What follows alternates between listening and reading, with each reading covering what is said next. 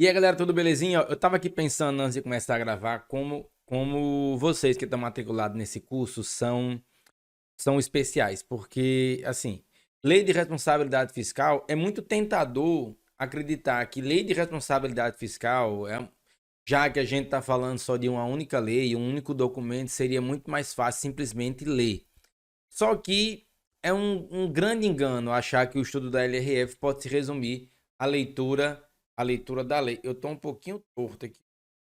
A leitura melhorou. A leitura da lei. Porque a LRF, ela é bem mais do que isso. A LRF, ela passa pelo estudo básico em direito financeiro. A LRF passa por um contexto de preocupação com a situação fiscal do país. A LRF passa por dispositivos que são constitucionais, infraconstitucionais, legais e normativos. O estudo da lei de responsabilidade fiscal passa pelos contextos penal e administrativo. O estudo da lei de responsabilidade fiscal envolve administração pública e orçamento público. O estudo da lei de responsabilidade fiscal está intrinsecamente ligado a pontos como transparência pública, responsabilização social e accountability. Então, assim, é muita coisa, muita coisa. A lei de responsabilidade fiscal é desses documentos todos que eu citei, é o documento mais recente.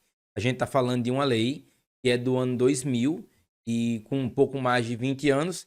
E a lei de responsabilidade fiscal, ela trouxe para o Brasil uma situação de cuidado, zelo e responsabilização com a gestão fiscal.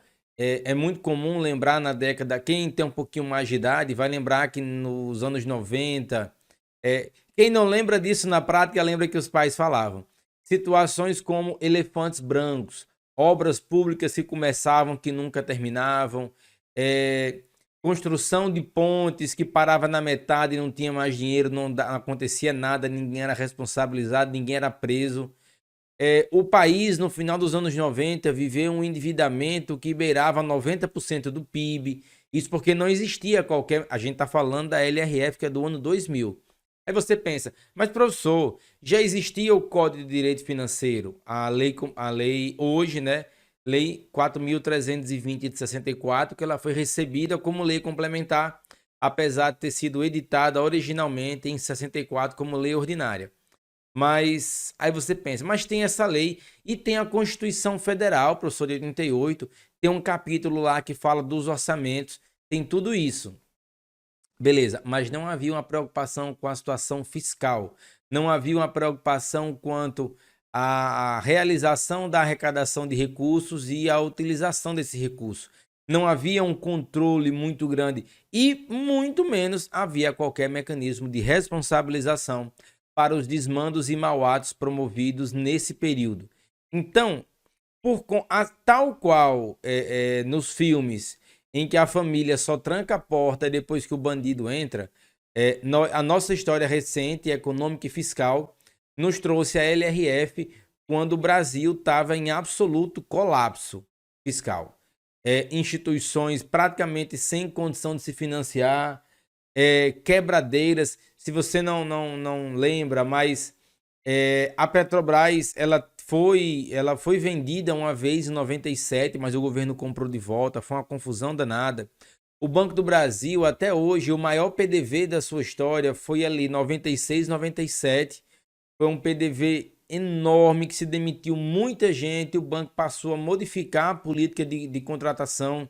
Então, ali, entre 96 e o ano 2000, o Brasil foi marcado por diversos escândalos ligados à execução fiscal do orçamento, à arrecadação de receita e à aplicação desse recurso.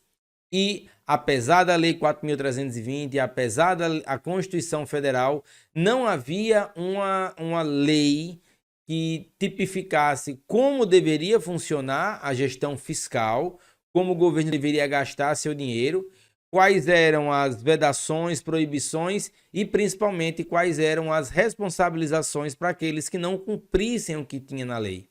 Então, nesse cenário, no ano 2000, a Lei Complementar 101 foi editada. Hoje,